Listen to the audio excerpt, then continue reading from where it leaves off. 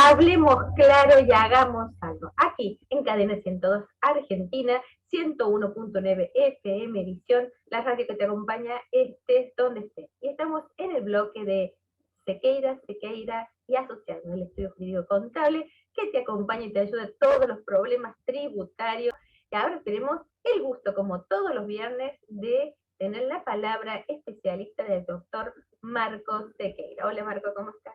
¿Qué tal, Ana? Buenas tardes, mucho gusto de verte. Y igualmente nosotros también, y queremos saber esto que está en todas las noticias, que se sancionó un alivio para los monotributistas y los trabajadores independientes. Así nos puedas contar de qué se trata. Sí, bueno, lo primero es que lo que se ha aprobado no tiene nada que ver con lo que se había venido difundiendo. Es un aumento en todos los valores del monotributo. Inicialmente ese aumento iba a ser del 30%, pero ahora en la categoría A, B y C, que es donde se concentra el 80% de los monotributistas, A, B, C y D. En las cuatro primeras categorías, el aumento va a ser del 60%.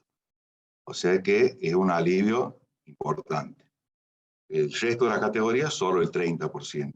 Lo que varía, como dijimos la vez pasada, son los parámetros, monto de ventas, monto de los alquileres. Nos aumentan un 60%. ¿Dónde está el alivio? No, porque no, la cuota... Todos los profesionales pagamos monotributo, nos van a aumentar. No, pero me he dado a entender mal. Lo que se ha modificado, o sea, modificado todavía, tiene sanción de diputados recién. Tiene que pasar por el Senado y por el presidente para que lo promulgue. Es la tabla de valores en función de los cuales se establece qué categoría tiene que estar el monotributista. Eso ha cambiado. Por eso es favorable. Vos antes podías facturar hasta 400.000 pesos y ahora vas a poder facturar hasta 750.000 pesos. ¿Me entendés?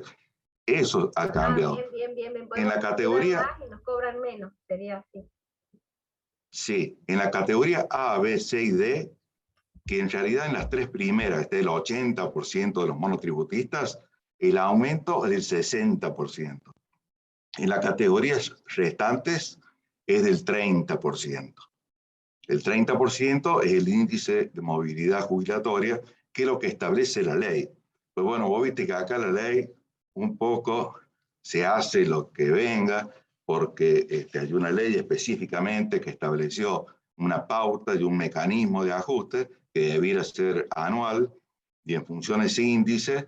Y bueno, acá la necesidad por parte de la gente afortunadamente ha sido tenida en cuenta por los diputados y han anticipado el alivio y han dado un margen mayor que el que han duplicado prácticamente el valor del índice de movilidad. Y en cuanto a los autónomos, lo primero que hay que aclarar es porque todos los medios digitales hablan de alivio para monotributistas y autónomos. Y no son los trabajadores autónomos los que tienen el alivio.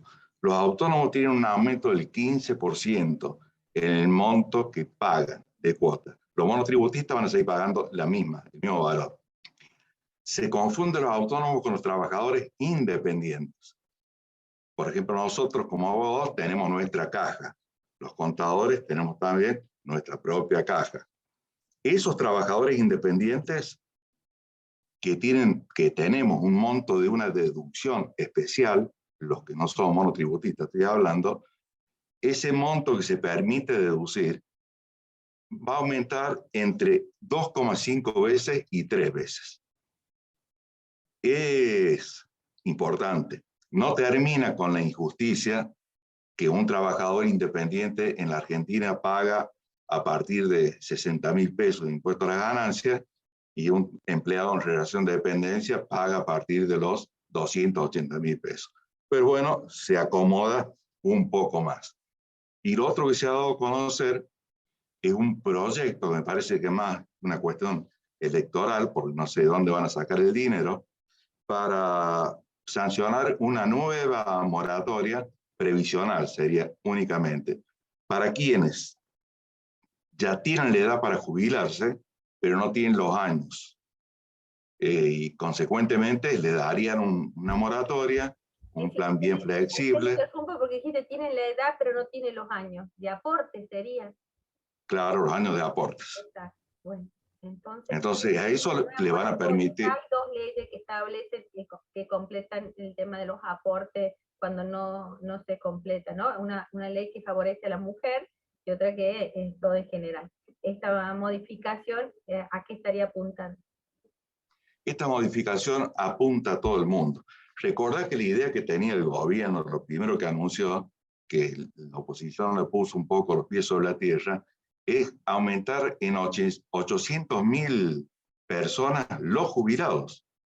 Anticipar que en casi 1 millón de personas la cantidad de jubilados, decir dónde va a salir el fondo. ¿Quién le va a mantener a esa gente? Porque le contamos a la gente que cuando uno se jubila, el que paga tu jubilación son los activos, es decir, los que siguen trabajando.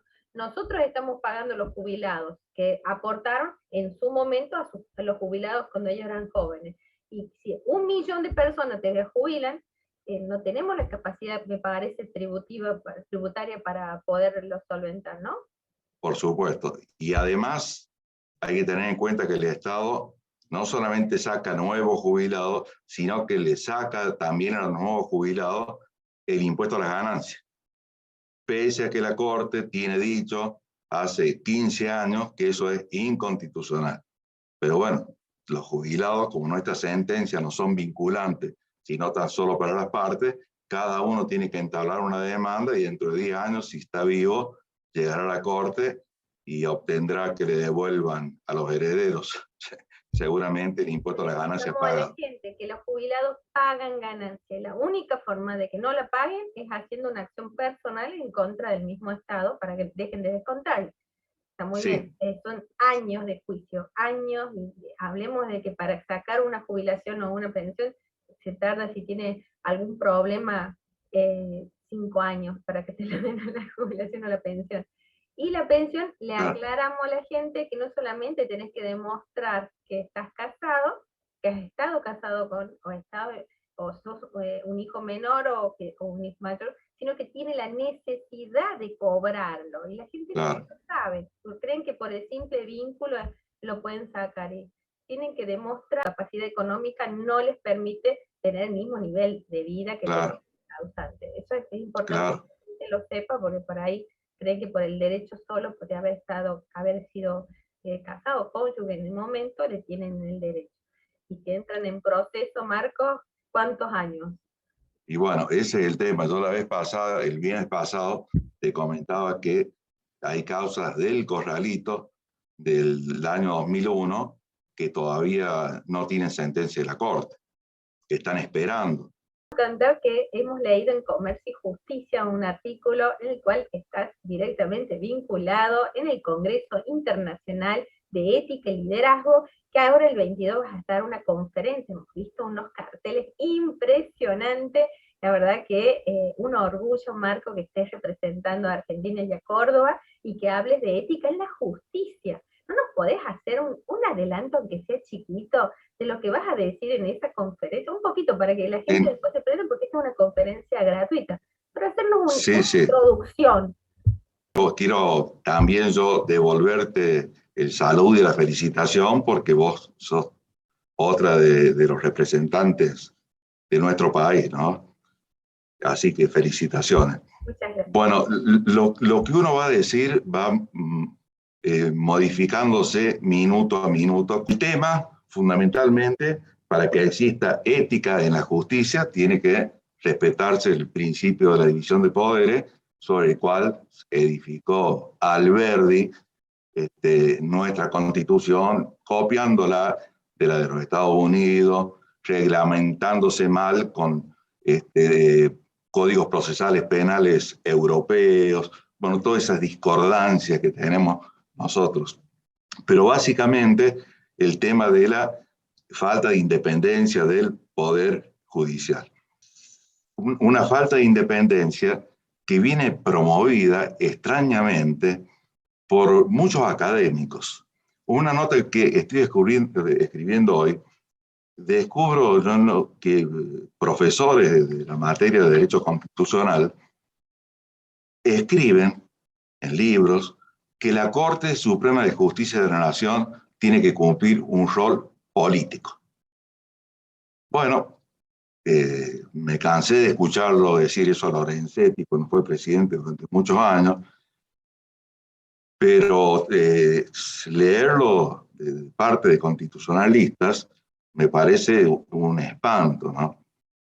Supuestamente la independencia de los poderes garantizan el correcto funcionamiento de la democracia. ¿Sí? Claro. Hacemos que el Poder Judicial, que es el que controla estos que podrían cometerse abuso de los otros poderes, lo ponemos a disposición del poder político. ¿Qué garantía constitucional de independencia de poder vamos a tener y qué justicia para la sociedad vamos a poder tener si esto se aplica? Es decir, los fundamentos de ese constitucionalista que estás mencionando, Marco, me parece que tendría que volver a leer en los fundamentos de la Constitución Nacional en cuanto a por qué se hace la independencia de los poderes, cuál es el fundamento, la base de nuestra Constitución y de nuestro sistema político, jurídico y democrático. Me parece que partimos de ahí que hay un error conceptual. Sí, sí. Más allá de que esa plena independencia por el hecho de que nuestros jueces no son elegidos por el voto popular, sino que son elegidos a propuesta del Ejecutivo y luego del Congreso. Pero bueno, hay una independencia que incluso el legislador en el año 94, cuando introdujo el artículo 120 de la Constitución, con la figura de la independencia, de la autonomía del Ministerio Público Fiscal, se tendría que haber afianzado todavía más. Sabemos que no existe la independencia. En este momento la Corte tiene 4 grandes temas para fallar. Uno de ellos involucra a la expresidenta y no emite sentencia porque está especulando con que se ingrese el proyecto a la Cámara del aumento del ministro a 25. Un buen ejemplo que podemos darle a la gente, por ejemplo, la justicia en La Rioja. Los jueces no son interinos, no son definitivos, y los cambian según el color político o si fallan o no en contra del gobierno. Es decir, independencia de los poderes en La Rioja no hay una realidad. Y lamentablemente no se la cambia porque, bueno, siguen el gobierno y la legislación y todo lo demás son mayoría el oficialismo, y no es justicia. Si vos necesitas litigar en contra del Estado, no podés en La Rioja. ¿Por qué? Porque se ha armado lo que la vicepresidente quiere hacer a nivel nacional, que lo determine el Ejecutivo, que pase por el control ejecutivo. ¿Y cómo controlamos el Poder Ejecutivo sino a través del Poder Judicial? Es decir, se ha hecho el sistema para que entre los poderes se controlen. Y si se dejan por eso Vidal Campo, cuando explica esta cuestión en su obra bien extensa de la independencia de los poderes y de la ecuanimidad de los poderes, dice hay un superpoder que es el Poder Judicial, porque es el único que puede declarar la inconstitucionalidad. Es decir, el Poder Judicial ejerce un control, pero ese control no es político, es un control eminentemente técnico que, por supuesto, no debe ser extraño a la realidad dentro del contexto en el cual se dicta una sentencia. No tienen que actuar los jueces totalmente apartados de la realidad, pero tienen que fallar de acuerdo a lo que dice la ley, aplicando, ¿no?, la ley, declarándola constitucional o convencionalmente apta o inapta. Después, el legislador o el ejecutivo, a través de proyectos, impulsará reformas. Lo que no puede hacer un juez de la Corte es legislar, ni un juez de primera instancia, y bueno, ha pasado eso en nuestro sistema, y en materia penal y económica, que es la especialidad mía, es todavía más grave, vergonzoso el tema, porque hemos tenido sentencia de la Corte en un mismo mes por el mismo tema, donde la Corte falló en una causa en un sentido y luego falló en otro sentido.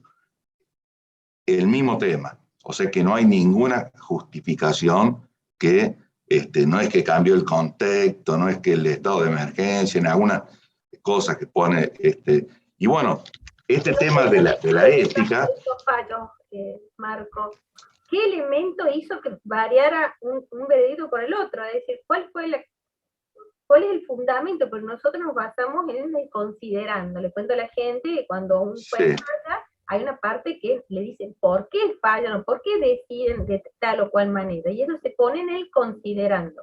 En esto que me está diciendo que uno dijo blanco y el otro dijo negro, en el considerando debe haber un elemento que uno no tuvo en cuenta cuando falló o paralelamente el otro, ¿no? Bueno, te voy a dar un caso.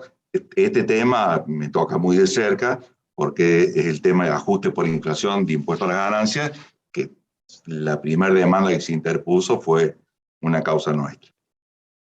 Pero te voy a dar el caso del corralito. Cuando en el gobierno de Duhalde amenazan con destituir a todos los ministros de la Corte, posteriormente a que la Corte dictara un fallo a favor de la provincia de San Luis para que le devolvieran los fondos que le habían sido incautados, especificados, dolarizados. Frente a esa situación, Duhalde amenazó con que los iba a destituir a los jueces. 18 meses más tarde, por lo menos pasaron 18 meses más tarde, en una causa que se llama Burgos, la Corte dice lo contrario que había dicho en San Luis, en la misma situación, que la Corte tiene que ver la situación del país de emergencia, es la misma situación de emergencia que tenía en 2001, o menos grave en todo caso, y con esos mismos argumentos. En penal económico o directamente en contencioso administrativo, tributario, suele ocurrir que llega una demanda por una vía, por ejemplo, la acción declarativa. Los oyentes no van a entender mucho de qué se trata, pero cuando uno tiene un estado de incertidumbre acerca de cómo se aplica un derecho, le pide al juez que lo saque del estado de incertidumbre. Y esa es una vía procesal. Llega por esa vía y la Corte dice, no es apta la vía. Llega por otra vía, por ejemplo, la de un amparo, que esto sí está bastante ya instalado en la cabeza de la gente que no es abogado de qué se trata un amparo, y dice que sí es viable la medida, o al revés. Por no meter una cuestión de una sospecha de que llega una causa chiquita, donde los valores son pequeños, la Corte rechaza y después llega una causa grande que involucra miles de millones de pesos y la Corte modifica el criterio. Entonces, cuestión de esa falta, ¿hasta dónde será cuestión de plata? Que tengo frente a mí el diario del domingo pasado, donde en el título está algo que la prensa descubrió. Se robaron más de 44.000 fojas de prueba en la AFIP Córdoba. Dos de las causas más importantes que se vienen ventilando en nuestra justicia federal, causas por lavado de dinero y por evasión tributaria. Yo quiero que lo repitamos. Más de 44.000 fojas de pruebas en la AFIP Córdoba. Cuento, las fojas son las hojas de un expediente en el cual uno junta para demostrar que tu postura es la correcta. Entonces, si vos presentaste prueba y te la roban a la prueba, te quedas sin fundamento sobre la cual, y más en el derecho penal, que si no tenés la prueba, no se puede culpar a nadie. Y esto después se robaron. No hay cámara, no hay algo que se pueda determinar quién es el que, un responsable tiene que haber. No puede decir que la justicia se robaron y punto. Es como que es muy burdo. Bueno, es muy burdo, pero te vuelvo a decir, googlealo, lo vas a ver. Lo que pasa es que apareció en la noticia y después lo hicieron desaparecer lo más rápidamente posible de todos los medios, y un juez está abocado a la investigación. No quiero dar más opiniones, pero lo que sí quiero, porque estamos hablando de ética, de este congreso de ética y de la moral que es prácticamente un sinónimo, que si el Servicio de Administración de Justicia, por acá no le roban a la AFIP no es depositaria de la prueba, es el Poder Judicial el que tiene la prueba. Y a vos se te ocurre que las dos causas más grandes que tiene Córdoba en este momento, y son las dos más grandes en materia de la magnitud, de la complejidad, de la cantidad de imputados. Quiero decir, que en este caso te roban las pruebas, quedan libres. Y a vos se te ocurriría decir, lleven todas las pruebas de estas causas, que son las más importantes, a un domicilio en barrio X, no hace falta que pongan consigna policial ni una cámara de seguridad. ¿Se te ocurriría a vos hacer eso si fuese juez? Si yo fuera abogada del Estado o fiscal, que tengo la obligación, porque nosotros le pagamos los sueldos, tiene una función pública los fiscales, ahí está la responsabilidad del fiscal o del juez que haya ordenado que trasladen esa prueba tan importante a ese lugar. Ahí va a jury de enjuiciamiento, Marcos, me parece, en una causa así es muy grave. No va a pasar absolutamente nada. Bueno, otro dato. Impresionante para ética y justicia. Total. Otro de eso en el Congreso.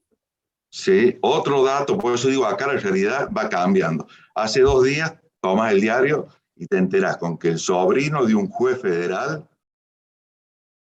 que está en el juzgado federal del lado, como funcionario, le roba el teléfono celular a una compañera de trabajo, le extrae 500.000 pesos de las cuentas, la chica esta se ve que tenía cargadas las claves de las cuentas bancarias, le saca 500.000 pesos y lo descubre. Es sobrino de un juez federal. Y el juez federal está en el juzgado número A y él trabaja en el juzgado B. ¿Qué pasó? Artículo 59, inciso 6 del Código Penal, le devolvió a la chica los 500.000 pesos, le devolvió el teléfono, extinguió la acción penal, que es una figura que tiene nuestro Código Penal muy discutible, ¿no? Porque el Código Penal, en realidad, cuando usa ese criterio de oportunidad, es con otro propósito. Y el funcionario se está estudiando si se le va a instruir un sumario interno. Entonces, es decir, que no se está estudiando. Un sumario porque no. Decimos a la gente, cuando uno es funcionario público, tiene que tener determinadas conductas que tienen que ser ejemplo para la sociedad, porque le estamos pagando el sueldo entre todos. Entonces, una de las cuestiones éticas y morales que tiene que dar desde el funcionario, más aún si es un cargo alto, en cuanto a que trabaja en la justicia. Así que el hecho de estar pensando de sancionarlo administrativamente por su mala conducta, la verdad que asombroso. Tenemos, es decir, vas a tener hasta que te toque, ¿cuándo das la conferencia, Marcos? El día 22 a las 12 horas de Argentina. Que se hace a través de capacitación internacional, a través de un Zoom, y te lo vamos a compartir a la gente. La verdad que sos un lujo, Marco. Hasta el día 22 vas a tener, pero ejemplos. Ojalá que no. Ejemplos para contar. Ojalá que no, pero bueno, ya vemos que uno no deja de terminar de reaccionar de una situación que aparece otra en escena y bueno, nuestro país funciona desafortunadamente así. Bueno, queremos contar a la gente ya para terminar con tu bloque, que esta es una gran posibilidad de participación a nivel internacional y iberoamericana. Es un congreso que la mirada de todo, más que todo, yo les decía, ¿no? Latinoamérica se pegan todas las puntas. Es impresionante que los casos que uno va escuchando ya estuvo en una mesa de debate, Marcelo Núñez de Buscando el Origen, estuvo representando aquí en Córdoba sobre la ética en los medios de comunicación, y nos hablaban del problema de los registros de los desaparecidos, solamente son los de la época de proceso, los apropiados de antes no existen, y todas las cosas que lamentablemente tiene nuestra sociedad. Así que Sí. muchísimas gracias, Marco. Al contrario. Dale a la gente el próximo viernes cómo fue con tu disertación y te vamos a estar acompañando el 22 a las 12 ahí, en la conferencia. Muchas gracias, muchas gracias. Muchas gracias, un abrazo grande para todos y particularmente para vos. Y hacemos una nueva pausa, no se va. Ya seguimos con más. Hablemos claro y hagamos.